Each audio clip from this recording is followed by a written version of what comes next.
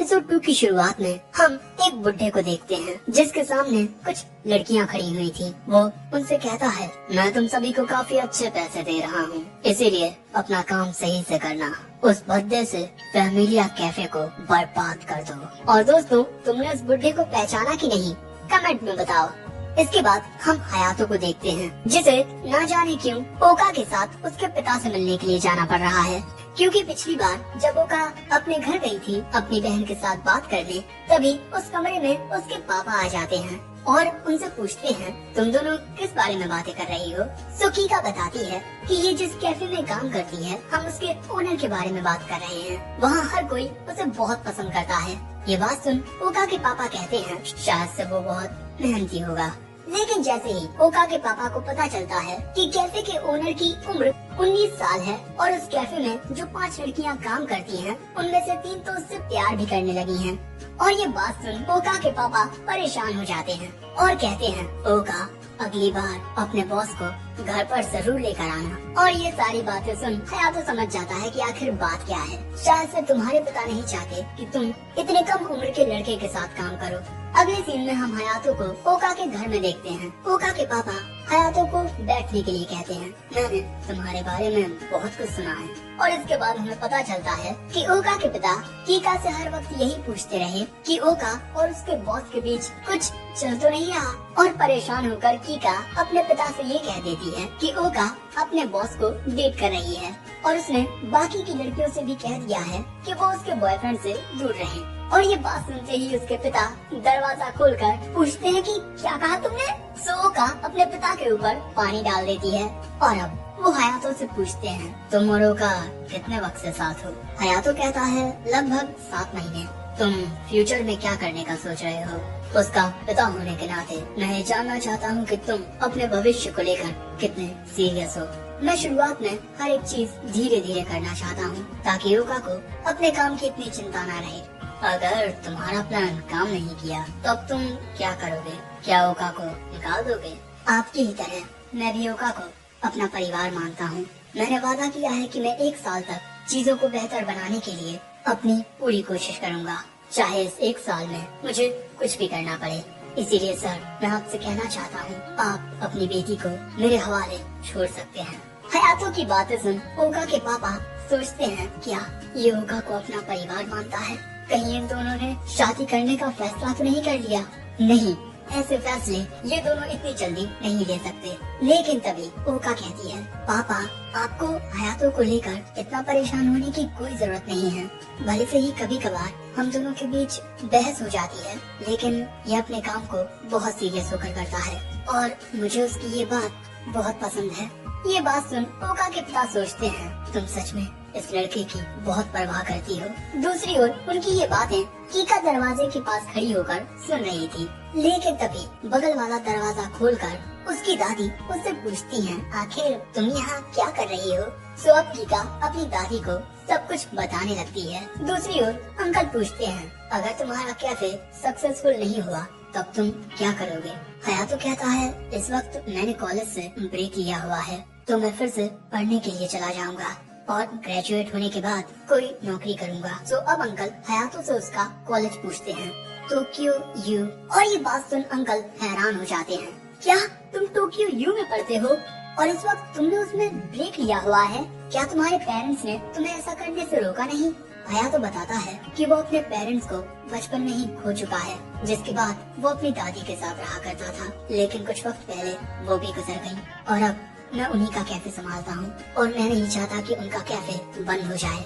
और हयातो की बातें सुन अंकल समझ जाते हैं कि भाई असली मर्द यही है जो अपना सब कुछ खोने के बाद भी अपने सपनों के लिए अपनी जी जान एक कर रहा है, न कि दूसरे लड़कों की तरह बस लड़कियों के चक्कर में फंसा हुआ है। और इसके बाद अंकल हयातो के हाथों को थाम कर कहते हैं, बेटा तुम एक सच्चे मर्द हो। कॉलेज में पढ़ने के बावजूद भी तुम इस वक्त अपनी दादी का कैफे संभाल रहे हो। मुझे तुम पर यकीन हो चुका है, मैं तुम्हें अपनी बेटी सौंप सकता हूँ।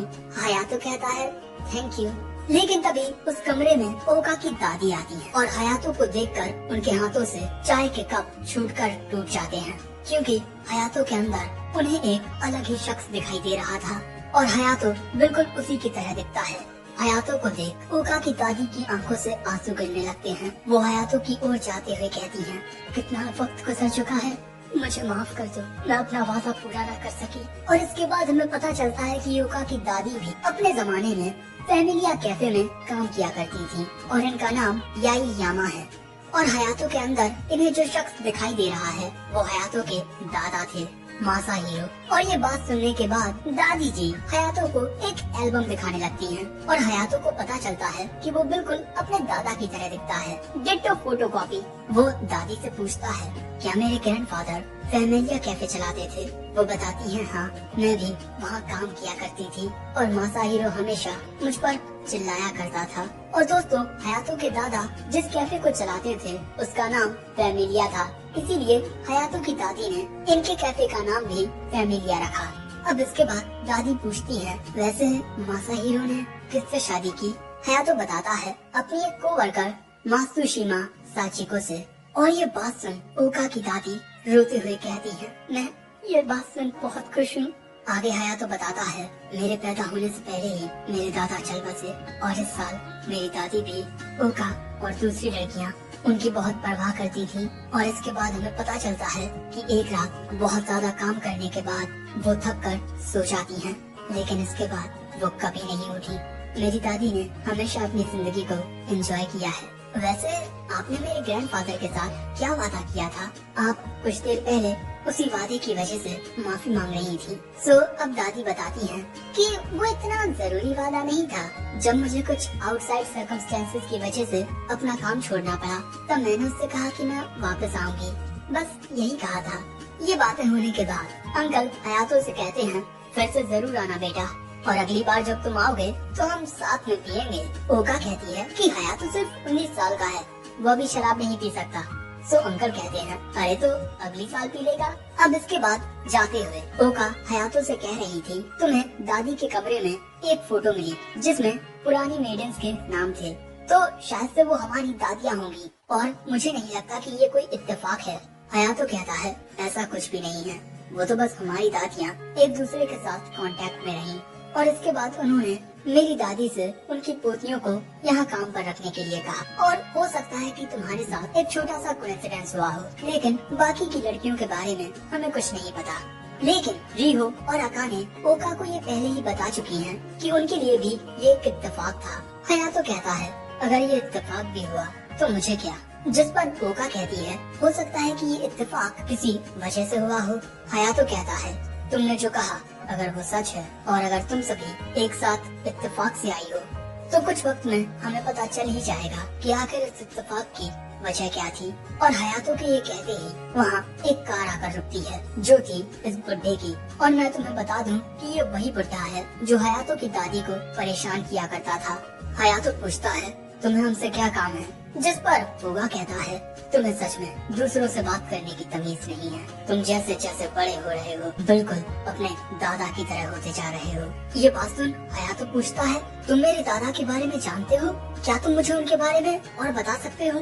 लेकिन तभी फूबा अपने सिगार के धुएं को हयातो के मुंह पर मारकर कहता है, तुम्हारी दादी का धंधा बस खत्म होने वाला है। और इसके बाद वो यहाँ से चला जाता है और हयातो उस पर बस गुस्सा करते रह जाता है। और इसके बाद जैसे ही ये दोनों घर आते हैं, बाकी की लड़कियाँ इन्हें एक बहुत ही बुरी खबर सुनाती हैं। वो बुढ़ा फूबा यहाँ आया था अपने नए कैफे के खुलने की खुशी में हमें मिठाई खिलाने के लिए। और जैसे ही हयातो फूबा के कैफे के पर्चे को देखता है, वो और बाकी लड़कियाँ दौड़ते हुए बीच के पास आते हैं, क्योंकि फूबा का कैफे बीच के पास खुला है और उसने अपने कैफे का नाम कैफे रेस्टोरेंट फैमिली रखा है, जो कि इन्हीं के कैफे के नाम से चुराया गया है। और ये सब उसने फैमिलिया कैफे को बर्बाद करने के लिए किया है। लेकिन हयातो यहाँ कहता है, वो इतनी आसानी से हमारे कैफे को बर्बाद नहीं कर पाएगा। लेकिन इसके बाद ये सभी ये देखकर हैरान हो जाते हैं कि उस कैफे में भी काफी क्यूट लड़कियाँ हैं और यही है फूबा की चाल। लोगों का कहना है कि बीच के पास एक पुराने से कैफे में कुछ गॉडेसेस रहती हैं। फूबा के कैफे की वेट्रेसेस ने पूरी तरह से इनको कॉपी कर लिया है और ये सभी लड़कियां एक साथ कहती हैं, कल से हमारा कैफे खुलने वाला है, तो आइए हमारे परिवार में इसका एक हिस्सा बनने के लिए।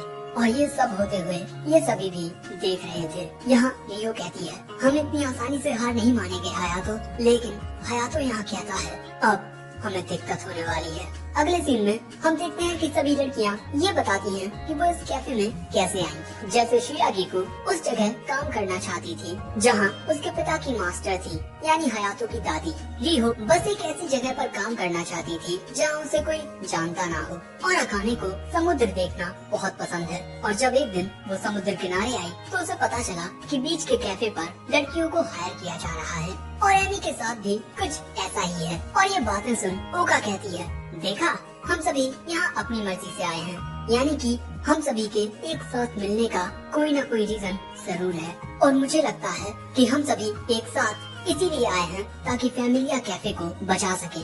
हम सभी ग्रैंडमा के अनरिलायबल सक्सेसर की मदद करने के लिए आए हैं।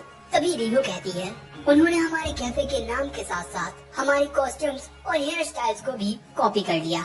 और इसी के साथ ओका को ये बात भी परेशान कर रही है कि उन लड़कियों का फिगर इनसे ज्यादा अच्छा है, जैसे बड़े बड़े बूबास। अब इसके बाद ये सभी लड़कियां कहने लगती हैं कि उनके कैफे का खाना कैसा होगा।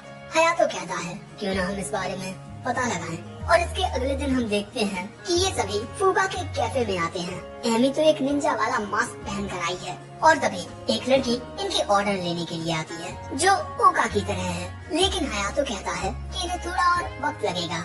और ये बात सुन वो लड़की उन पर चिल्लाते हुए कहती है, मैं बहुत ज्यादा बिजी हूँ, जल्दी अपने ऑर्डर चुनो। और इसके बाद वो लड़की वहाँ से चली जाती है। उसके जाने के बाद ओका कहती है, अरे मैं तो इस तरीके से कस्टमर्स पर नहीं चिल्लाती। लेकिन तभी इनके पास एक और लड़की आती है, और ये होती है एमी की तरह फनी कम बेवकूफ ज्यादा। और ये इन्हें बताने लगती है, कुछ देर पहले जब मैं कुछ सामान खरीदने के लिए जा रही थी तब इस लड़के ने मेरे पास आकर मुझसे बात की, और इसकी बातें तो भैया एमी से भी ज्यादा खतरनाक होती हैं, जो देख एमी खुद घबरा जाती है। और ऐसे ही पागलों जैसी हरकतें करने के बाद ये लड़की चली जाती है। अब इसके बाद आती है अकाने की कॉपी कैट, और इस वक्त ये दूसरे टेबल पर थी, और उस टेबल पर बैठे लड़के इस लड़की को देखकर और उसकी हरकतें देखकर बहुत खुश हो रहे थे, जो देख अकाने गुस्से में उस ओर जाने लगती है। मैं ऐसी हरकतें नहीं करती, लेकिन एमी उसे रोक लेती है। अब इसके बाद यहाँ आती है शिरागिको की कॉपी कैट, और शिरागिको उससे पूछती है, यहाँ खाना कौन बनाता है। और ये बात सुन ये लड़की कहने लगती है, मुझे नहीं पता, मैं तो बेवकूफ हूँ। और अपनी कॉपी कैट को देखकर शिरागिको की आंखों में आंसू आ जाते हैं। लेकिन इसके बाद रिहो की कॉपी कैट आकर इन्हें बताती है कि कई सारी डिशेस हम खुद बनाते हैं, लेकिन कुछ डिशेस हमारे ओनर की एक कंपनी में से आती हैं। समझिए आप, फॉर्मर जीनियस चाइल्ड स्टार सुकीशिमा रिहो, हमारे कैफे में आपका स्वागत है। अब अगले सीन में हम देखते हैं कि ये सभी बीच पर होते हैं, और यहाँ रिहो बताती है कि जो लड़की रिहो की कॉपी कैट है वो एक आइडल है जो अक्सर टीवी पर दिखाई दे जाती है, और उसकी ही वजह से फूबा का कैफे ट्रेंडिंग में आ चुका है। और यहाँ उनकी जो कॉस्ट्यूम्स हैं वो भी इनके कॉस्ट्यूम से बेहतर हैं, क्योंकि वो ज्यादा अच्छे मटेरियल से बने हैं। और कॉफी को बनाने में वो जिन बीन्स का इस्तेमाल करते हैं वो काफी एक्सपेंसिव होती है, जिस वजह से कॉफी भी बहुत अच्छी बनती है। और उनके खाने के मेन्यू में सबके लिए कुछ ना कुछ था, बच्चों से लेकर बूढ़ों तक के लिए। और यहाँ ये सभी लड़कियाँ इन्हीं सब बातों से बहुत दुखी हो जाती हैं, और इस बात को हयातो भी समझ चुका था कि वहाँ जाने से इन सभी को अपने अंदर बहुत कमियां नजर आने लगी हैं। और मैं ये बात भी मानता हूँ कि वो सारी वेट्रेसेस आज नहीं तो कल अपने पर्सोना को नेचुरल कर लेंगी, और इसी के साथ उनका कैफे भी हमारे कैफे से 3 गुना बड़ा है। इसी के साथ वहाँ पर और भी कई सारी सुविधाएं हैं। शायद से उनके खिलाफ जीत पाना हमारे लिए नामुमकिन है, और शायद इसी वजह से मेरी ग्रैंडमा हमेशा उस आदमी के सामने झुकी रहती थी, क्योंकि वो हमेशा से जानती थी कि अगर उन्होंने उससे कुछ कहा तो वो कुछ ऐसा ही करेगा। और शायद मुझे भी अपनी ग्रैंडमा की तरह उस आदमी से पंगा नहीं लेना चाहिए। लेकिन तभी ओका कहती है, हम इस तरीके से हार नहीं मानेंगे, मैं और भी ज्यादा क्यूट हैलोवीन ड्रेसेस बनाऊंगी। और ओका के साथ साथ बाकी की लड़कियों को भी खुद पर पूरा भरोसा होता है कि क्वांटिटी के मामले में ना सही, लेकिन क्वालिटी के मामले में हम उनसे बेहतर हैं। और यहाँ इन सभी लड़कियों को इतना जोश में देखकर हयातो हैरान था, और उसके दिमाग में तभी ओका की बात आती है, हम सभी एक साथ आए हैं ग्रैंडमा के कैफे को बचाने के लिए। हम यहाँ ग्रैंडमा के अनरिलायबल सक्सेसर की मदद करने के लिए आए हैं। यहाँ ये सारी लड़कियाँ उनका सामना करने के लिए तैयार होती हैं, जो देख हयातो भी मुस्कुरा कर कहता है हम जीतेंगे। और अब आखिर में हयातो अपनी दादी से कहता है माफ करना ग्रैंडमा, लेकिन अब मैं इस कैफे को अपने तरीके से बचाऊंगा। और इसी के साथ ये एपिसोड एंड हो जाता है।